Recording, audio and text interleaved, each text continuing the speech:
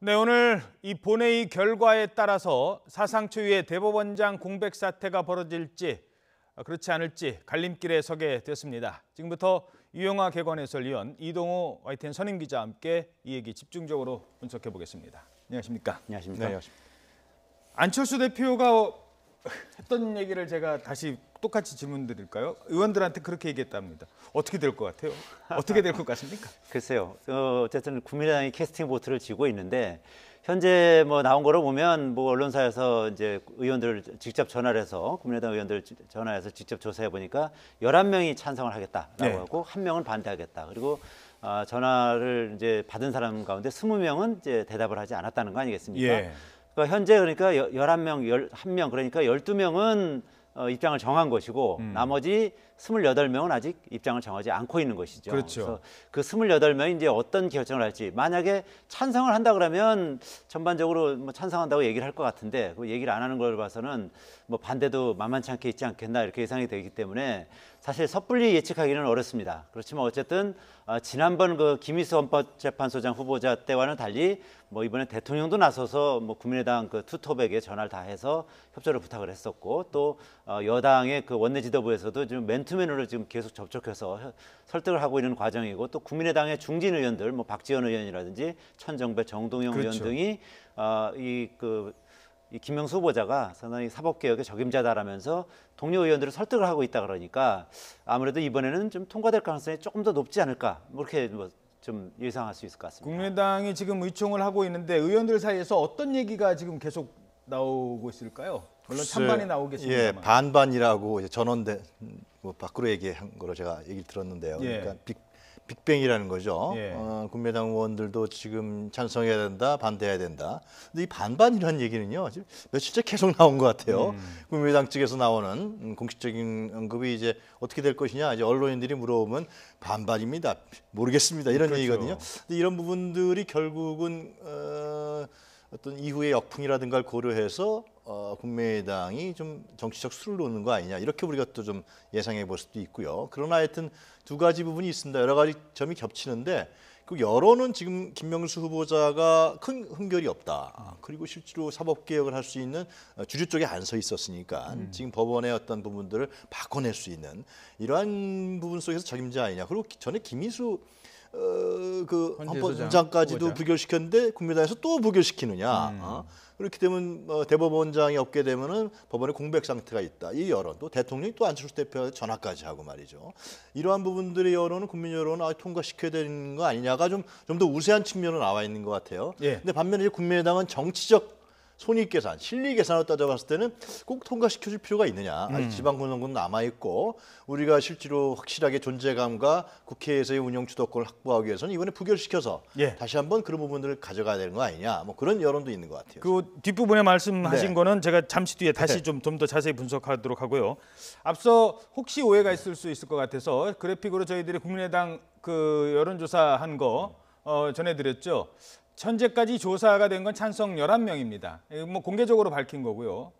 이 연합뉴스가 오늘 그 전화를 통해서 보도를 했는데 이 조금 다른 게요. 40명입니다. 전체 그 국민의당의 그 의원들은 현재는 이 응답자들에 대해서만 32명에 대한 것만 나와 있습니다. 그러니까 무응답 20명은요.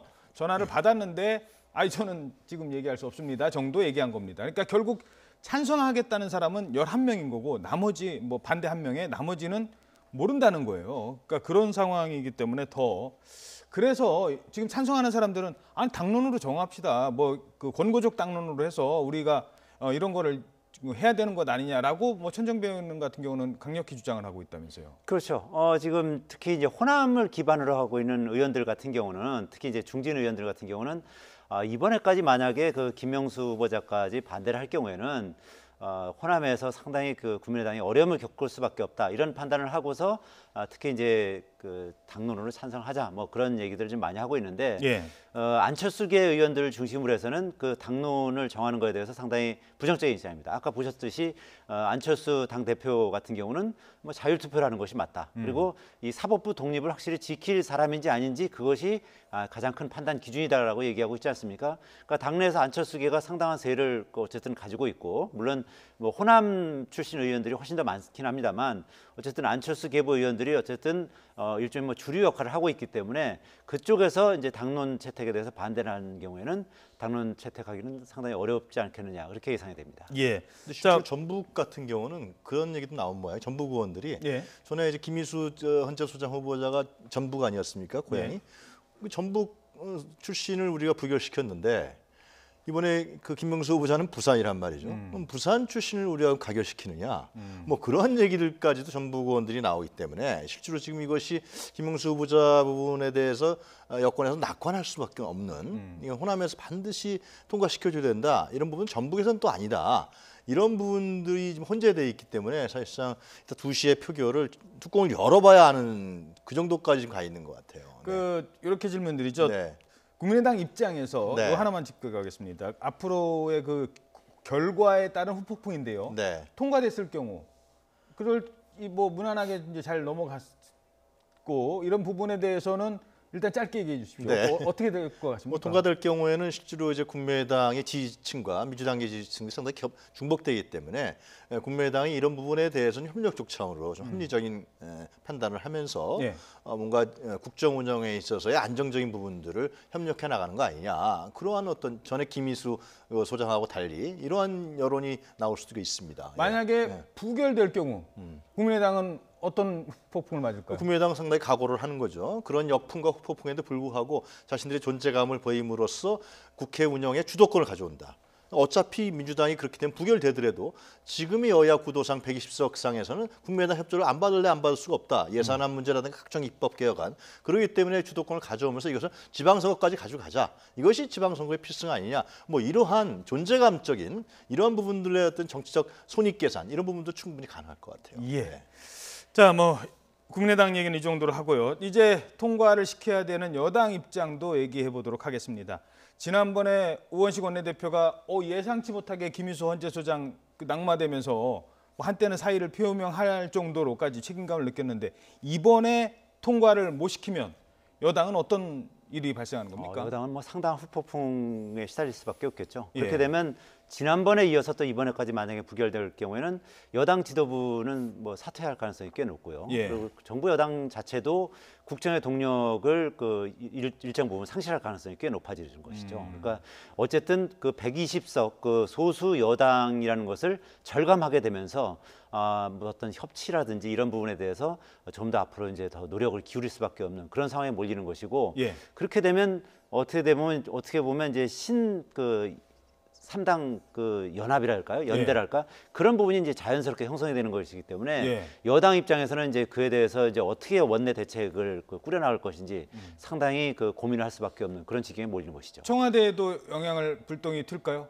청와대도 뭐 당연히 불똥이 튈 수밖에 없겠죠. 그러니까 청와대도 얼마 전에 뭐 대통령이 뭐 그런 얘기를 했지 않습니까? 뭐 협치라든지 이런 부분에 대해서 좀 소홀했던 부분을 인정한다라고 얘기할 정도로 사실은 그 정부 여당의 그 지지율이 상당히 높다 보니까 사실 어떻게 보면 그 지지율의 그 편승에서 상당히 좀 어떻게 보면 이제 일방통행식의 어떤 운영을 한 측면도 일부는 있단 말입니다. 제가 예. 대통령도 인정했듯이 그런 부분에 대해서 뭔가 좀 새롭게 이제 노선을 정립하고 뭐 야당과 특히 국민의당과 협치를 통해서 뭔가 앞으로 이제 그 이 전국을 끌고 갈 수 있는 뭐 그런 방안을 모색할 수밖에 없는 상황이 되겠습니다. 그래서였을까요?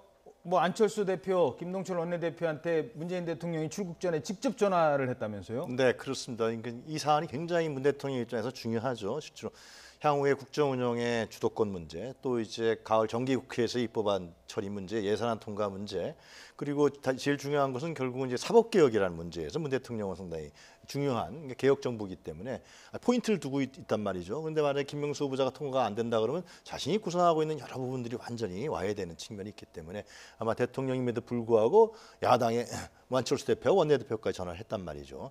근데 이제 우리 선임 기자에서 말씀하셨습니다만 지금 민주당에서 그런 얘기들이 솔솔 나옵니다. 예. 그러니까 아니 좀 이제 국민의당하고 우리 어떤 워딩적 협치가 아니라 제도적 협치 같은 거 필요한 거 아니냐. 아하. 이거 이제 읍소만 하기에도 이제 힘들다.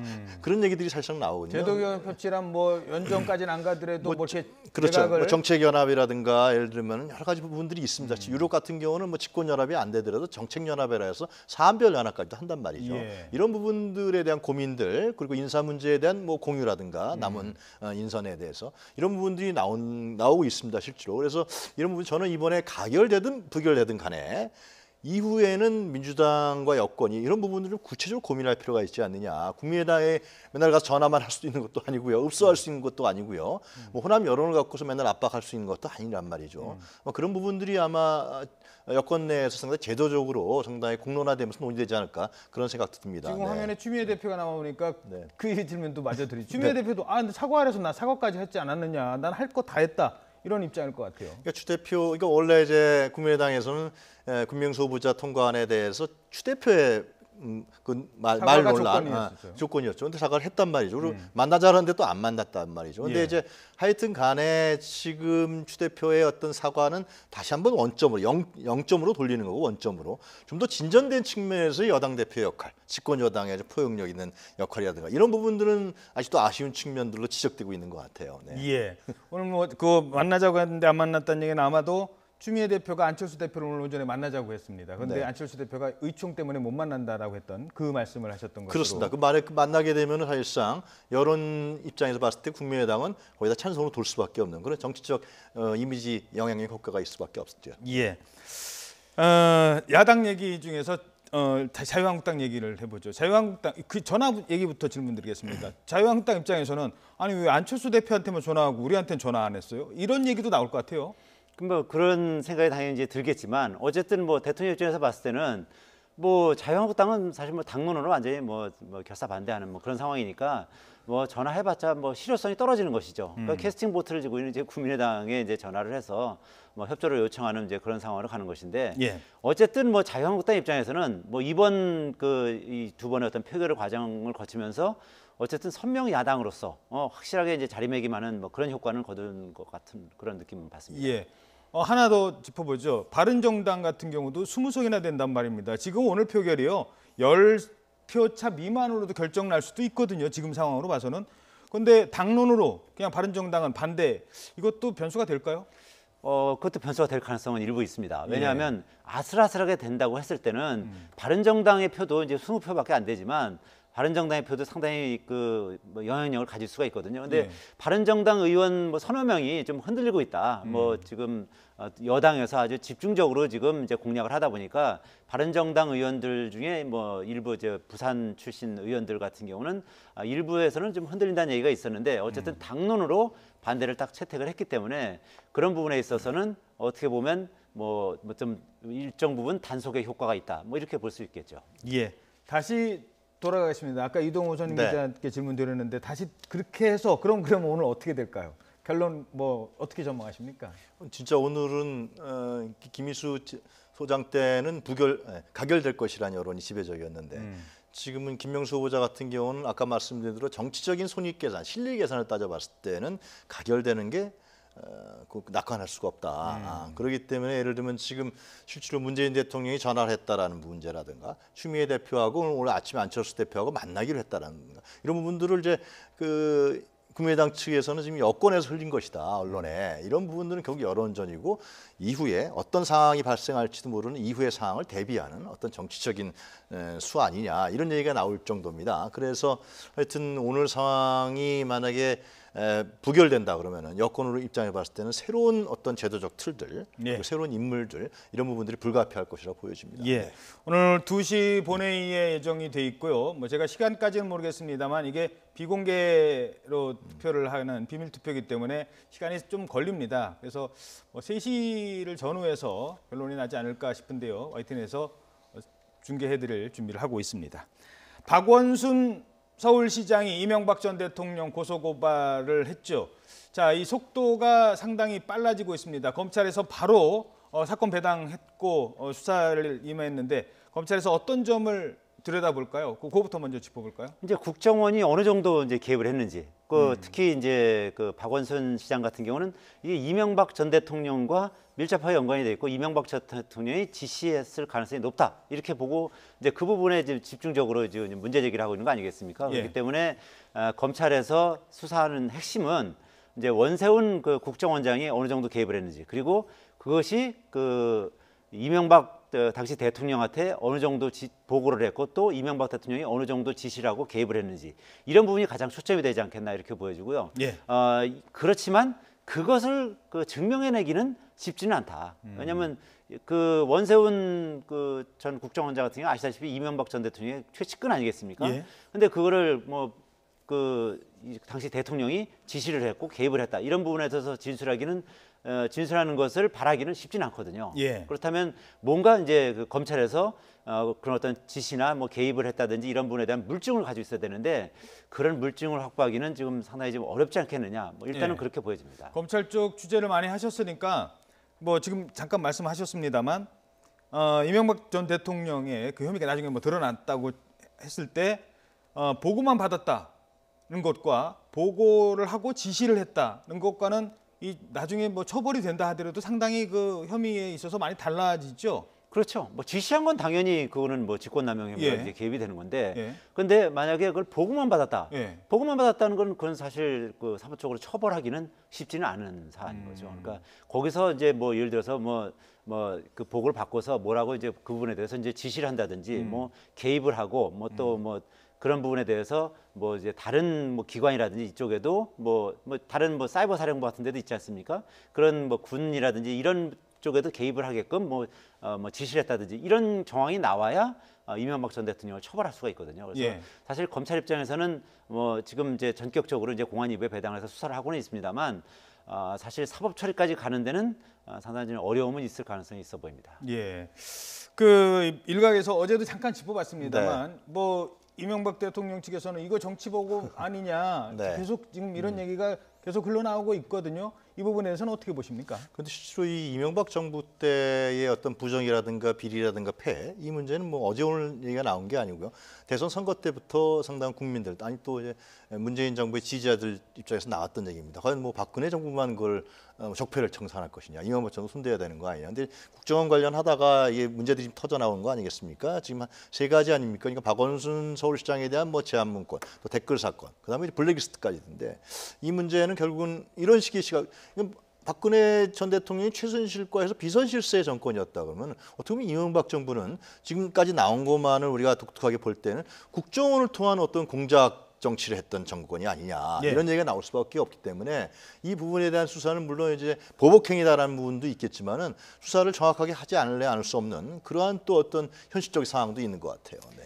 한 가지씩만 시간이 없어서 짧게 짚어봐야 될 것 같습니다. 지금 블랙리스트뿐만 아니라 화이트리스트도 만들어졌다는 게 지금 언론에서까지 지금 얘기가 나오고 있거든요. 이 부분은 어떻게 될까요? 그러니까 화이트리스트라는 건 이제 뭐 어떤 연예인이라든지 뭐 이런 사람들한테 뭐 특혜를 줬다는 거 아니겠습니까? 예. 뭐 무슨 뭐 정부 광고에 공익 광고에 나오게 한다든지. 옛날에 뭐 이해창 예. 후보 지지했다가 뭐 이렇게 예. 됐다. 아직 뭐 제가 특정인은 이름은 거론하지 예. 않겠습니다만 아직까지는 그런 부분들에 대해서 지원을 해준 것도 처벌이 될 가능성이 있나요? 처벌이 될 수는 있죠. 예. 마찬가지로 블랙리스트와 마찬가지로 이제 의무에 없는 일을 한 것이니까 이제 예. 직권남용에 해당이 될 수가 있는데 특히 이제 그와 관련해서 실행을 하고 그리고 그걸 국고를 가지고 만약에 지원을 했다. 그러면 이제 국고 횡령 혐의도 되고 직권남용 혐의도 적용을 할 수가 있는 것이죠. 그러나 어쨌든 화이트리스트를 만든 것만으로는 뭐 그렇게 강력하게 처벌하기는 쉽지는 않고요. 그거를 통해서 뭐 어떻게 그 그렇죠. 실행을 했는지 예, 실행 그 여부에 부분이거든요. 따라서 처벌의 어떤 강도는 이제 정해질 가능성이 높습니다. 예, 리스트만 만들었다고 이게 처벌이 되는 게 아니라 리스트를 만들고 이 사람들을 배제했고 그게 블랙리스트고 네. 리스트를 만들고 이 사람들한테 특별한 혜택을 줬고 부당하게 이제 그 부분의 증거를 찾아내는 게 이번 수사의 핵심 그렇겠죠. 아니겠습니까? 예를 들면 화이트리스트 대상자들한테 자금 지원을 했다든가, 예. 아니면 방송에 출연할 수 있도록 압력을 정코차에서 냈다든가, 뭐 그런 부분들이 드러나게 되면 이거는 사실상 실제로 어떤 그 좌파 국정문건에 나오는 대로 좌파 성향의 연예인에 대항하는 우파 성향의 연예인, 친정부 연예인들을 정권 차원에서 그것도 국정원에서 이런 조작과 어떤 회유라든가 설득이라든가 그 강권을 통해서 만들어냈다는 것인데요. 참 솔직히 이거는 진짜 군사 정권에 있을 만한 이게 참 있을 수 없는 일들을 이 부분이 하여튼 검찰 조사에서 사실로 밝혀진다 그러면은 있을 수 없는 일들이 민주주의 사회에서 국정원에 의해서 정보기관에 의해서 이게 이루어졌다 이런 부분에 대해서는 상당히 경악을 금치 못할 것 같습니다. 예. 자, 그러니까 그렇게 되니까 그러면은 그 전에 DJ 때 노무현 때는 안 그랬냐 이 얘기할 거고요. 결국 그 국정원이 수사하다가 잠깐 비극적으로 마무리됐던 노무현 전 대통령 사건까지 하자. 그럼 지금 어디 미국에 가 있다는 이인규 옛날 과거 팀장 검찰에서 아니 국회에서 부르자 국감 증인 부르자 이기까지 나오지 않을까 지금 우려가 됩니다. 유용하 개건 해설위원 이동우 선임 기자였습니다. 두 분 오늘 말씀 고맙습니다.